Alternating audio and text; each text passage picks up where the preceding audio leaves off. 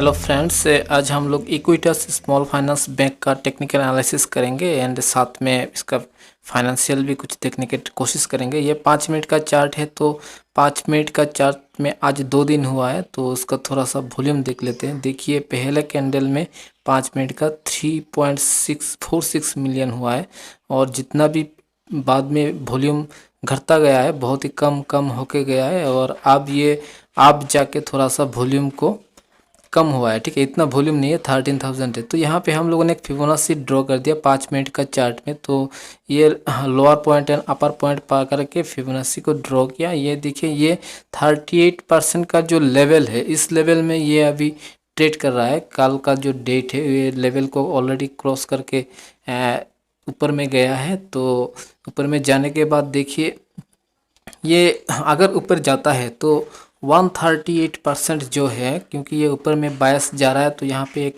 Line draw कर दिया और नीचे भी एक लिखिए 428 में एक लाइन ड्रॉ कर दिया है। ठीक है, 35 रुपीज़ एंड 28.81 में एक लाइन, 2 लाइन ड्रॉ कर दिया। तो अगर ऊपर जाता है, ये जो कौंसल किया, कौंसल के बाद थोड़ा सा अभी कौंसल कर रहा है लाइन लेवल को ब्रेकअप करके, अगर ऊपर गया तो ये 35 रुपीज़ तक जा सकता है, क्योंकि ये फिबोनाची लेवल को सपोर्ट कर रहा है। अगर इस लेवल को उसको तोड़ दिया, ठीक है, तो पहले 38% में आएगा, उसका बाद जो फर्स्ट 30 जो लेवल है उसका, उस लेवल जहाँ पे ओपनिंग हुआ था पहले डे में, वहाँ पे आएगा। नेक्स्ट में जाके ये जो 28 रुपीज़ है -38%, 28.8180 रुपीज़ जहाँ तक है वहाँ तक आने का चांसेस है। तो ये बेसिकली 3 लेवल है, क्योंकि जस्ट 2 डेज हुआ है। तो इसका जो प्राइस है, तो प्राइस बहुत ही कम है, तो लेवल छोटा छोटा लेवल होता है इधर। तो यहाँ पे एक दूसरा एक 10 लाइन ड्रॉ कर दिया 5 मिनट का चार्ट का हिसाब से। तो यहाँ पे जो दोनों जो लेवल है, इस लेवल को यहाँ पे देखिए छोटा सा ट्रायंगल, इस लेवल को अगर तोड़ दिया तो ये सीधा सा नीचे आएगा, जो 28 रुपीज़ से यहाँ तक जाएगा एंड ऊपर में 35 रुपीज़। ठीक है, ये नीचे गिरने का बिल्कुल चांसेस है, क्योंकि यहाँ वॉल्यूम कम है। तो ये ट्रेंड लाइन जो नीचे का लेवल ड्रॉ किया, ये इसमें 5 मिनट में कर दिया। तो 5 मिनट में करने से अभी देखिए, इस ट्रेंड लाइन को छोटा सा ब्रेक डाउन किया है। तो ये कल को जाके पता कर सकता है कि ये अगर ब्रेक डाउन करके नीचे गया तो सीधा सा वो नीचे चला जाएगा। तो ये 1 आवर का चार्ट में इसको अगर कन्वर्ट कर दिया तो क्लियरली दिखाई दे रहा है, छोटा सा करके एक कैंडल बना है एंड इसने उस चार्ट, इस जो लेवल है, इस लेवल को ब्रेक डाउन कर दिया एंड अगर इसको ब्रेक डाउन कर दिया तो नीचे जाने का बिल्कुल चांसेस दिखाई दे रहा है एंड साथ में ये ऊपर भी जा सकता है। तो मेरे लिए ये स्टॉक थोड़ा सा पॉजिटिव है, मैं रीज़न बताऊंगा। इसका दूसरा प्रोस्पेक्ट मैंने यहाँ पे डिस्क्राइब किया हुआ है। तो देखिए, नीचे का जो लेवल है 30 रुपीज़, ठीक है, जहाँ पे जिस दिन में ओपनिंग हुआ था, इसको भी तोड़ दिया तो नीचे का जो 28 रुपीज़ का लेवल है वहाँ तक आने का बिल्कुल चांसेस है। थोड़ा सा करेक्शन करके यहाँ तक आएगा, लेकिन ये स्टॉक का बारे में थोड़ा सा मुझे अलग सा सोच है, मैं इसको एक्सप्लेन करूँगा। तो 1 नंबर जो प्रोसेस है ऐसा गिर सकता है, नहीं तो ऊपर में जाके 2 नंबर जो प्रोसेस है ऐसा गिर सकता है। दोनों का तरफ चांसेस है गिरने का। तो ये जो 1 आवर का जो चार्ट है, ये बेसिकली डाउन जाने का ज़्यादा चांसेस दिखाई दे रहा है due to low volume and long term में ये आप जाने का बिल्कुल मुझे दिखाई दे रहा है। आप जाने का रीज़न मैं एक्सप्लेन करूँगा। लॉन्ग टर्म मतलब 3 to 10 ईयर्स एंड जो शॉर्ट टर्म है, शॉर्ट टर्म में डाउन जा भी सकता है। ठीक है, ये क्योंकि स्टॉक का नेचर है अप्स एंड डाउन जाना, तो शॉर्ट टर्म में ये डाउन जा भी सकता है, लेकिन लॉन्ग टर्म पर प्रोस्पेक्ट से मुझे ये अप जाने का बिल्कुल चांसेस दिखाई दे रहा है। तो शॉर्ट टर्म में ये जो ऊपर का सपोर्ट है 35 रुपीज़ में, वहाँ तक जाके बाद में ये गिर भी सकता है। तो यहाँ पे आप लोग 30 रुपीज़ तक वो गिर के आने का चांसेस है। तो आप लोग समझ के एंट्री एग्जिट कर लीजिएगा, जो आप लोग न्यू है एंड जिन लोगों को ऑलरेडी लॉन्ग टर्म के लिए लिए हो तो उन लोग के लिए तो कोई प्रॉब्लम नहीं है, आप लोग तो होल्ड करेंगे। और जो स्विंग ट्रेडिंग कर रहे हैं तो उन लोगों के लिए भी ये इतना डिफ़िकल्ट ट्रेड नहीं है दूसरा ट्रेड का तरह। वो यह लाइन को क्रॉस कर दिया तो शॉर्ट ऑफ कर सकते हैं। तो ये इक्विटस जो बैंक है, एक्चुअली ये माइक्रो फाइनेंस करता है, जो मैंने पिछले बोला था कि मुझे क्यों लगता है ये मेरा व्यू बोल रहा हूँ। तो माइक्रो फाइनेंस क्या है थोड़ा सा जान लेते हैं। माइक्रो फाइनेंस मतलब स्मॉल बिजनेस को लोन देना, ठीक है। छोटा छोटा जो कारोबारी है, ठीक है, बिजनेस करते हैं, दुकान है किसी, या किसी ने ढाबा खोला, ऐसा छोटा बिजनेस को ये सपोर्ट करता है। तो अगर गूगल में सर्च किया माइक्रो फाइनेंस में एक्चुअली प्रॉफिट 10.44% है, ये वर्ल्ड वाइड का हिसाब से। ये इंस्टीट्यूशनल गेनर है। ये माइक्रो फाइनेंस बहुत ही प्रॉफिटेबल बिजनेस है, ये 100% प्रॉफिट देता है। ये वर्ल्ड वाइड का एक फिगर है 10.44%, ये गूगल से। और जो माइक्रो फाइनेंस में टॉपर है जर्मन का, 4 मिलियन तक क्लाइंट्स है, सोचिए 4 मिलियन क्लाइंट्स। तो माइक्रो फाइनेंस का जो चैलेंजेस है, किस किस रीजन से ये डाउन जा सकता है, इसका ओवरऑल थोड़ा सा एक देख लेते हैं। इनडेप्टनेस, ठीक है, तो डेप्ट ज़्यादा हो गया उसको, ठीक है, किसी को लोन दे दिया, लोन रिपे नहीं हो रहा है, तो ये एक प्रॉब्लम हो सकता है। दूसरा है सपोज उसने इंटरेस्ट को हाई कर दिया, लेकिन कोई को बिजनेस को मारना नहीं चाहेगा, वो खुद का इंटरेस्ट क्यों हाई करेगा, तो इस पॉइंट को हम लोग छोड़ देंगे, ठीक है। ये गूगल का डाटा है। तो वर्ल्ड वाइड डिपेंड ऑन, इसको भी इतना इंपॉर्टेंट नहीं है। इनएडिक्वेट इन्वेस्टमेंट वैलिडेशन, ये भी इतना इम्पोर्टेंट नहीं, ये थोड़ा सा इम्पोर्टेंट है। लैक ऑफ अवेयरनेस, मतलब उस इंस्टीट्यूशन जो माइक्रो फाइनेंस कर रहा है उसको अच्छा अवेयरनेस होना चाहिए। एंड रेगुलेटरी इशू, अगर बाई चांस आरबीआई ने कोई नया रूल ला दिया जिसके लिए माइक्रो फाइनेंस इंस्टीट्यूशन को प्रॉब्लम हो सकता है, ये थोड़ा सा प्रॉब्लम कर सकता है, लेकिन जनरली ऐसा नहीं होता, गवर्नमेंट भी सपोर्ट करता है।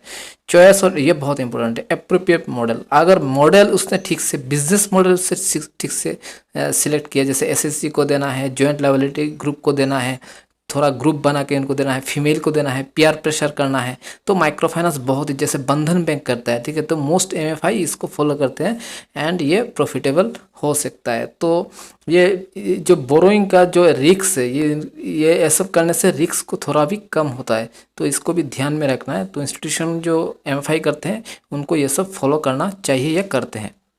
तो दूसरा और एक है, देखिए 96%, ठीक है, इस साल में 96% फॉल हुआ है माइक्रो फाइनेंस में। जो Q1 का रिजल्ट आया था, ये इस बैंक का नहीं, दूसरा का, ठीक है, सबका मिला के। तो बोरोवर स्ट्रगल, जो लोन लेते हैं वो लोग स्ट्रगल कर रहे हैं, क्यों? पेंडेमिक के लिए, कोविड पेंडेमिक के लिए ये जो लोन, लेकिन लोन पैसा सबको चाहिए, ये चीज़ को ध्यान रखना, और माइक्रो फाइनेंस इसलिए ही चलेगा। तो माइक्रो फाइनेंस जो बैंकिंग है ये 96% डाउन हुआ है पिछले साल का हिसाब से, ठीक है। पिछले साल जो भी बिजनेस किए थे 96% ये डाउन हुआ है, फॉल हुआ है। पिछले साल सपोज 15,856 करोड़, इस साल 570 करोड़ ओनली, सब मिला के लोन दिया है। तो Q1 का रिजल्ट है। तो आपको लगता है कि ये बाकी लोग रुपया नहीं लेके, लोन नहीं, बंधन से या कोई भी आपका पास जो लोन नहीं लेके दुनिया चल जाएगा? नहीं, ठीक है। तो ये इतना कम लोन गया है, इसलिए थोड़ा सा बिजनेस डाउन हो सकता है प्रेजेंटली, ठीक है, प्रेजेंट। लेकिन माइक्रो फाइनेंस बहुत ही, मैं तो बहुत ही, हम लोग माइक्रो फाइनेंस करते थे। तो 56 एनबीएफसी इंस्टीट्यूशन है, इसमें 35 एसोसिएट्स है, जिसमें ये एसएफपी जो आता है, ये इक्विटास भी आ जाता है इसमें, ठीक है।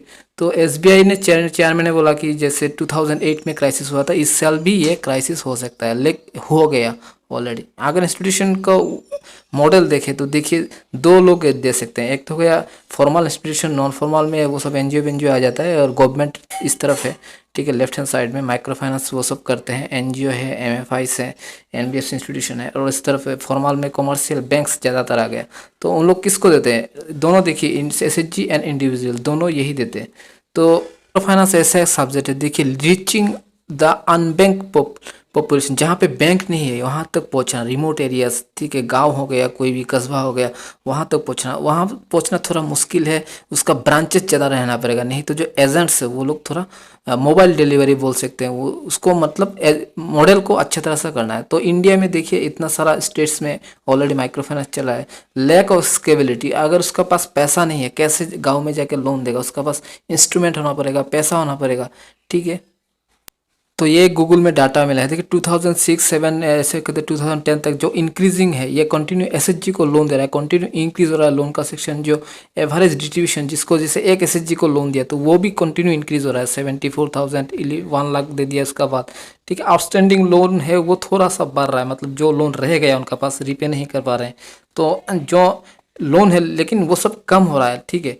तो क्वालिटी ऑफ एसएचजी अगर ठीक से उन लोगों ने जजमेंट करके इस लोन को अप्रूव कर दिया तो लिंकेज प्रोग्राम, कोई orientation development programme, livelihood programme, government भी सपोर्ट करने से ये माइक्रो फाइनेंस बहुत ही ज़बरदस्त बिजनेस है। तो दो तरीके से माइक्रो फाइनेंस ये कवर कर सकते हैं। एक हो financial regulation of the country, financial growth होना चाहिए एंड जियोग्राफिकल बहुत रिच होना चाहिए, वहाँ पहुँचना चाहिए ये सब इंस्टीट्यूशन को, तो वहाँ जाके आप अच्छी तरह से कर सकते हैं, ये स्केबल हो सकता है। तो 60% जो है जियोग्राफी फैक्टर इसका डिपेंड करता है।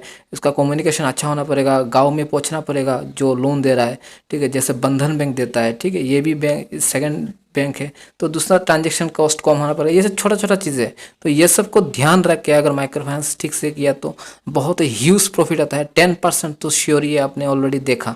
तो ये माइक्रो फाइनेंस करता है, जो डोर स्टेप है वहाँ पे अगर पहुँच गया तो इसमें क्या फ़ायदा है, उसका हेल्प होगा। तो ये इक्विटेस का खुद का ब्रांच ही है बहुत सारा, ठीक है, तो बहुत अच्छा बिजनेस कर सकता है। तो इसमें क्या होगा कि बहुत सारा जो लोन पे करते हैं, रिपे करते हैं, ये सब में ईजी होगा। तो ये जो चार्ट देख रहे हैं, तो मुझे इसलिए लग रहा है कि अगर माइक्रो फाइनेंस का प्रोस्पेक्ट से बोल रहा हूँ, क्योंकि मैंने खुद माइक्रो फाइनेंस, हम लोगों ने एनजीओ चलाया है।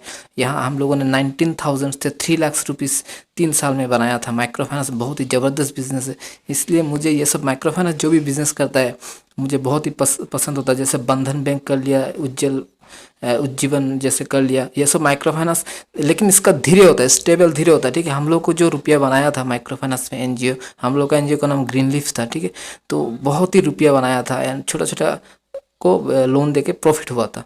तो ये था हम लोग का फ्यूचर एनालिसिस इक्विटीज का। तो थैंक यू ये वीडियो को यहाँ तक सपोर्ट करने के लिए। ये पर्सनल व्यू था माइक्रो फाइनेंस का एस्पेक्ट से, मैं तो इसमें बुलिश हूँ और हमेशा रहूँगा। माइक्रो फाइनेंस मुझे मालूम है इसका कितना स्ट्रॉन्ग पावर है।